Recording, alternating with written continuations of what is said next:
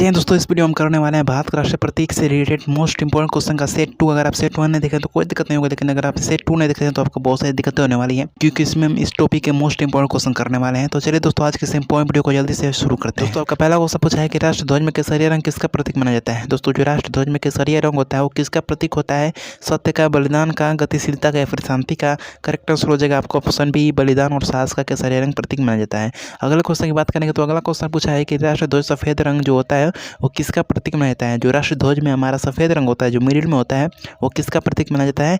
तो माना जाता है मेरे भाई आपका करेक्ट आंसर हो जाएगा शांति और पवित्रता का। आप याद रखेंगे स से सफेद और स से शांति है, इससे आप याद रखेंगे कि सफेद जो होता है वो शांति और पवित्रता का हमारा प्रतीक माना जाता है, और जो बलिदान और साहस का होता है वो हमारा केसरिया रंग प्रतीक माना जाता है। तो इसमें आपको कोई दिक्कत नहीं होने वाला।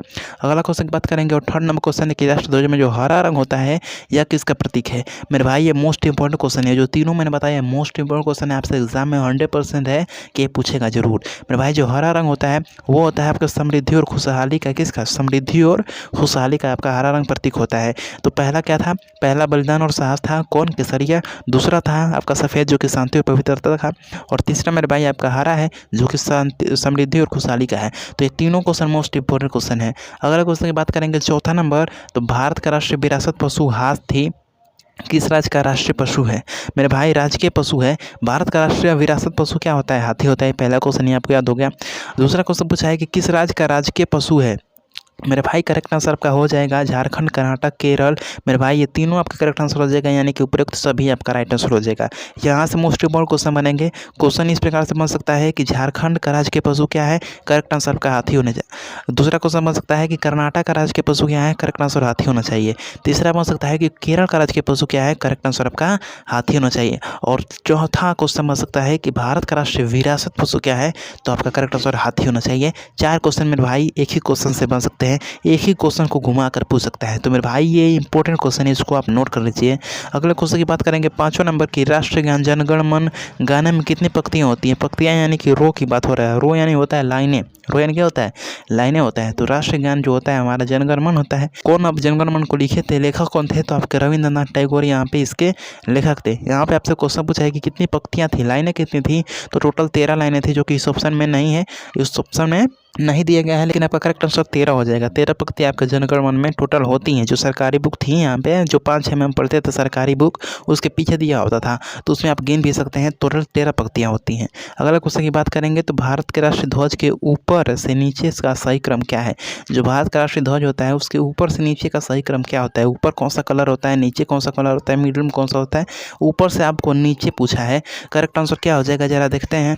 ऑप्शन ए है केसरिया, हरा, सफेद, यानी कि ऊपर केसरिया होता है, बीच में हरा होता है और सफेद नीचे होता है। ये आपका करेक्ट आंसर नहीं होगा। ऑप्शन बी क्या बोल रहा है? तो ऑप्शन बी बोल रहा है कि सफेद, केसरिया और हरा, यानी कि ऊपर सफेद होगा, ये भी नहीं होगा। ऑप्शन डी क्या बोल रहा है? हरा, सफेद, केसरिया, यानी कि ऊपर हरा है, ये भी नहीं होगा। करेक्ट आंसर आपका ऑप्शन सी हो जाएगा, क्योंकि यही अकेला बच रहा है। तो ऑप्शन सी आपका राइट आंसर हो जाएगा। क्यों? क्योंकि केसरिया ऊपर होता है, सफेद बीच में होता है और हरा आपका सबसे नीचे होता है। अगले क्वेश्चन की बात करेंगे 7वां मेरे भाई मोस्ट इंपॉर्टेंट क्वेश्चन होता है दोस्तों 7वां क्वेश्चन क्या बोल रहा है कि भारत का राष्ट्रीय वृक्ष का वैज्ञानिक नाम क्या है? अपने भाई यहाँ पे एक डाउट होता है, पहले पता ही नहीं कि राष्ट्रीय वृक्ष क्या है, तो उसका हम वैज्ञानिक नाम कहाँ से बता देंगे? अब ये पता ही नहीं कि फुआ के यहाँ जाना है कि मौसी के यहाँ जाना है, साइकिल उठा दिए, ये कोई बात हुआ नहीं ना। तो आपको पहले राष्ट्रीय वृक्ष पता होना चाहिए। तो भारत का राष्ट्रीय वृक्ष क्या होता है? तो आपका अशोक वृक्ष होता है। अशोक क्या होता है? भारत का राष्ट्रीय वृक्ष होता है। अब आप बताइए कि अशोक का जो है वैज्ञानिक नाम क्या होता है? सॉरी, अशोक नहीं होता मेरे भाई, यहाँ पे बरगद होता है। क्या होता है? बरगद होता है। मैं भी गड़बड़ा गया। जो भारत का राष्ट्रीय वृक्ष होता है वो बरगद होता है।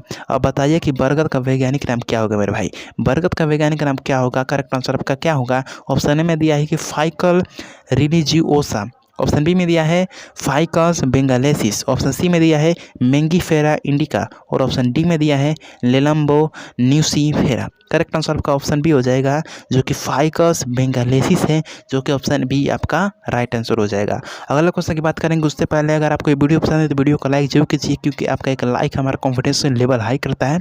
तो इसलिए एक मेरे भाई लाइक जरूर कीजिए, लाइक करने में सेकंड का भी समय नहीं लगता है, तो एक लाइक आप जरूर कीजिए। कि अगले क्वेश्चन की बात करेंगे, 8वां नंबर क्वेश्चन है कि भारत का राष्ट्रीय फल उत्पादन किस राज्य में सर्वाधिक होता है। ये भी पीछे जैसा ही क्वेश्चन है, पता ही नहीं है कि राष्ट्रीय फल क्या है और हम बता कैसे देंगे कि वो वहाँ पे किस राज्य में सर्वाधिक मात्रा में होता है। तो पहले आप जानिए कि भारत का राष्ट्रीय फल क्या है। राष्ट्रीय फल है आपका आम।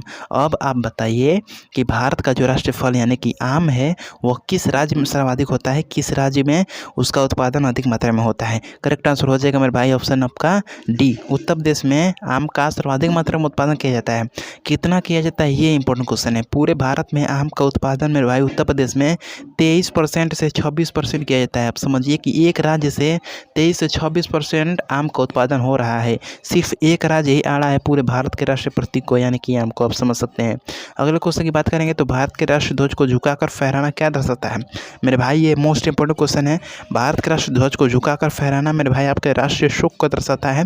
यह मुख्यतः कब होता है कि जब भारत का राष्ट्रपति, प्रधानमंत्री या फिर कोई भी जो किसी पद पर होता है वो जब उसका निधन होता है तो उनके लिए हम भारत के राष्ट्रीय ध्वज को झुकाकर फहराने का कार्य करते हैं। अगले क्वेश्चन की बात करेंगे तो भारत के राष्ट्रीय खेल में भारत ने पहली बार ओलंपिक स्वर्ण पदक कब जीता था। मेरे भाई भारत का राष्ट्रीय खेल में भारत ने पहली बार ओलंपिक स्वर्ण पदक कब जीतना, मेरे भाई यह आपका करेक्ट आंसर हो जाएगा 1928 ईस्वी में भारत ने अपना पहला स्वर्ण पदक जीता था ओलंपिक में।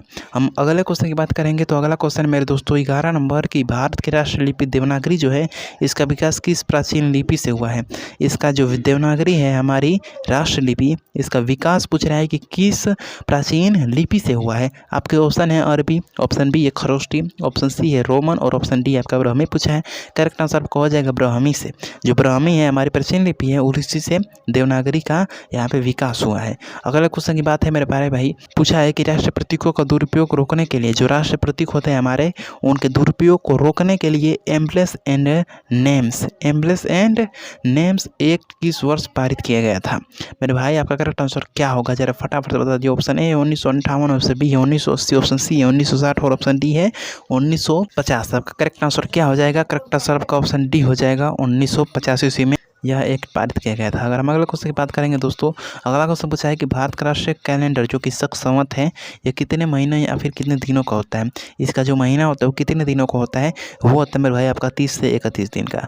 अगला क्वेश्चन है कि अशोक चक्र किस धर्म से संबंधित है। जो अशोक चक्र होता है जो कि तिरंगे के मध्य में यहाँ पे होता है वो मेरे भाई वो पूछा है कि किस धर्म से संबंधित है। तो धर्म से है आपका बौद्ध धर्म। आपका कौन सा धर्म हो जाएगा, बौद्ध धर्म हो जाएगा। अगला क्वेश्चन की बात करेंगे तो राष्ट्रगान को सुबह के समय किस राग में गाना सबसे उपयुक्त माना जाता है। राष्ट्रगान को आप जिस भाव में गाते हैं वो कौन सा भाव होता है, इसका क्वेश्चन का पूछने का मतलब है। तो वो भाव होता है राग बिलावल, जो कि आपके रविंद्रनाथ टैगोर जी ने आपका राष्ट्रगान लिखा और इसी भाव में उन्होंने आपको गाने को कहा। यह भाव क्यों गाया जाता है, क्योंकि जुनून भरा होता है सुबह के समय, एकदम आपको उत्साह देता है, जुनून देता है यह भाव, इसलिए इस भाव में आपको गाया जाता है। अगला क्वेश्चन है 16 नंबर मेरे भाई कि भारत का राष्ट्रीय जलीय जीव डॉल्फिन जो है वो क्या है। मेरे भाई वो आपका डॉल्फिन ही है, मछली ही है। मतलब कि आपका आंसर क्या हो जाएगा, आपका क्वेश्चन में आपका आंसर दे दिया है तो आपको घबराने की जरूरत नहीं है। यहाँ पे पूछा है कि भारत का राष्ट्रीय जलीय जीव क्या है, यहाँ पे आपका नाम पूछा है तो डॉल्फिन दे ही दिया है तो आपका करेक्ट आंसर डॉल्फिन ही हो जाएगा। अगला क्वेश्चन की बात करेंगे तो भारत का राष्ट्रीय जलीय जीव डॉल्फिन जो है किस अन्य नाम से जाना जाता है। जो डॉल्फिन को है किस अन्य नाम से जाना जाता है, उसका अन्य नाम क्या है, तो उसका करेक्ट आंसर हो जाएगा सुनसू, जो कि ऑप्शन ए में है। आपका करेक्ट आंसर ऑप्शन ए हो जाएगा, भटकना नहीं है। और 18 नंबर क्वेश्चन की बात करेंगे तो भारत का राष्ट्रीय विरासत पशु क्या है। पहले ही हमने ये क्वेश्चन कर लिया है, हमने यह क्वेश्चन पहले ही कर लिया है कि भारत का विरासत पशु क्या है, वो है मेरे भाई हाथी। और मैंने यह भी बताया था कि केरल का भी अगर राज्य के पशु पूछे क्या हो जाएगा आपका हाथी हो जाएगा। अगले क्वेश्चन की बात करेंगे तो भारत का राष्ट्रीय पशु क्या है। यह बहुत ही इंपॉर्टेंट क्वेश्चन है और मैंने आपको पहले ही बताया कि जो भी सेट 2 को मिस करेगा वो बात में पछताने वाला है, ये बहुत ही इंपॉर्टेंट है। तो भारत का राष्ट्रीय पशु क्या है मेरे भाई, करेक्ट आंसर आपको हो जाएगा ऑप्शन बी बाघ, जो कि भारत का राष्ट्रीय पशु है। अगला क्वेश्चन है कि भारत का राष्ट्रीय खेल क्या है। भारत का राष्ट्रीय खेल क्या है, बहुत से लोग सोच रहे हैं कि क्रिकेट है, क्योंकि क्रिकेट का क्रेज आजकल ज़्यादा बढ़ गया है। क्रिकेट के लिए जो जान भी दे रहे हैं भाई, ऐसा नहीं करना चाहिए। जो भारत का राष्ट्रीय खेल है वो हॉकी है। क्या है भारत का राष्ट्रीय खेल, हॉकी। और हॉकी का जादूगर किसे कहा जाता है, जरा कमेंट में फटाफट से बता दीजिए हॉकी का जादूगर किसे कहा जाता है। चलिए मिलते हैं दोस्तों आपसे और भी महत्वपूर्ण टॉपिक के साथ और बहुत ही महत्वपूर्ण क्वेश्चन के साथ। तब तक के लिए जय हिंद, जय भीम, जय भारत।